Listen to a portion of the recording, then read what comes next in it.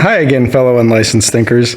Today I want to give you something that can help you make and see your world as a more beautiful, loving, kind place.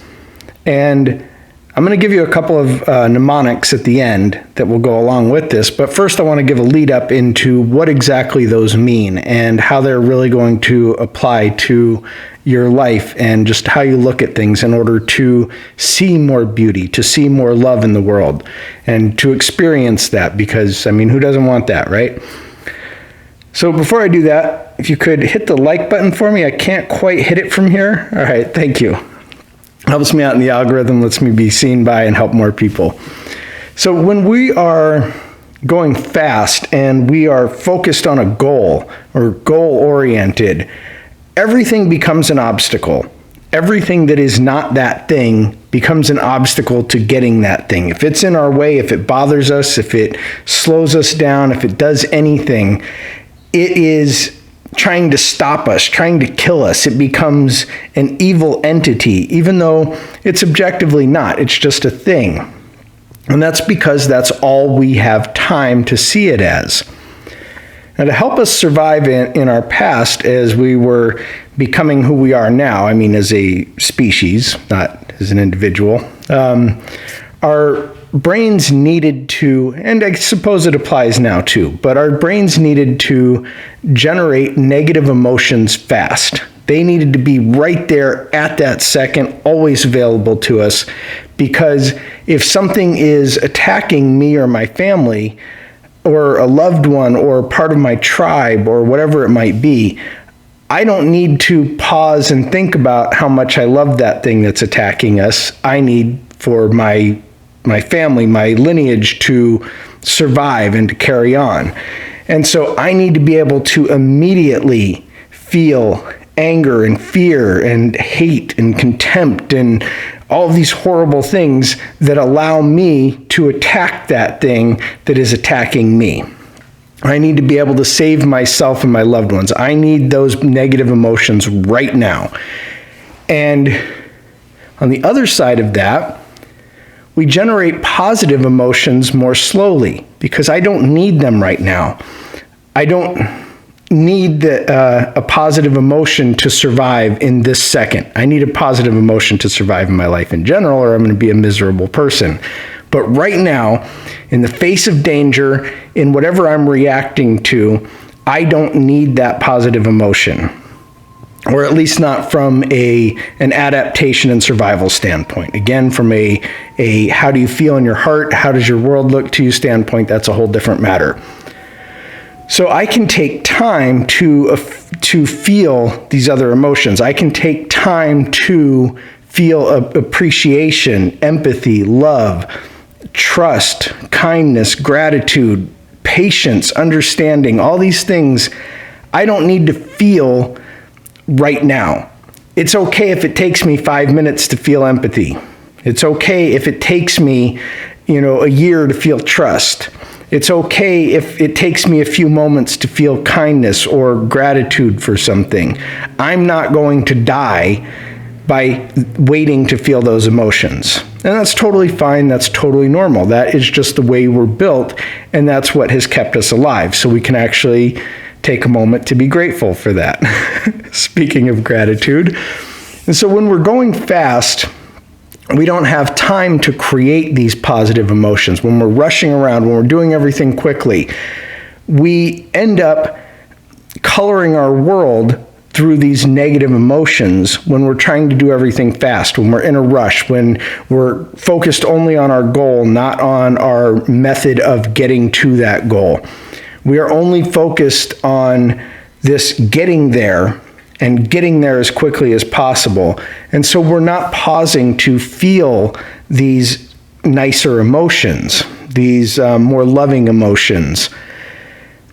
And so we end up with only the negative emotions, which causes a big problem because that normalizes these negative emotions for ourselves and for our subconscious, which again is what we project out onto the world and thus what we see. So anything that you project from yourself into the world is what you see in the world.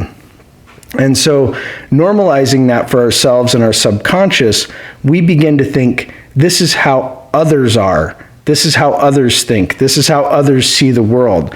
And our world becomes a darker place, even to the point that if I encounter someone who's going slow, say a slow driver, someone slow ahead of me in the checkout lane, I think that they are, and I not necessarily directly consciously think this, but I think that they are an enemy.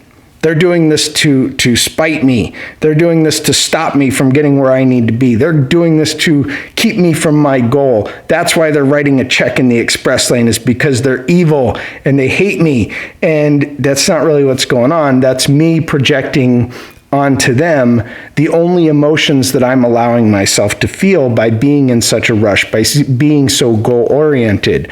I'm only allowing myself to feel those emotions, so I'm assuming that other people only allow themselves to feel those emotions. And that's a pretty terrible place to be. So going slow and focusing on the method of how we get somewhere. So did I make that $1 million the right way? Was I a good person in doing that? Did I go through the store and was I polite to people? These are focusing on your method above your goal, taking time to have that appreciation and love and such. And so this allows us to see the beauty and the good in other people, which turns around that self-image and that subconscious programming, and it says that other people must too be good and kind. And if I take the time to see that in them, I can understand why that person might be driving slow. I can understand them better. I can take the time. I'm taking the time to feel those slower emotions, those more positive emotions. And again, with the road, if I'm speeding down the road, I only see the road. I only see the signs saying this is the direction. This is the direction. You got to go here. You got to turn here. Whatever. But as opposed to that, if I'm walking slowly down the street or in a park, I see everything.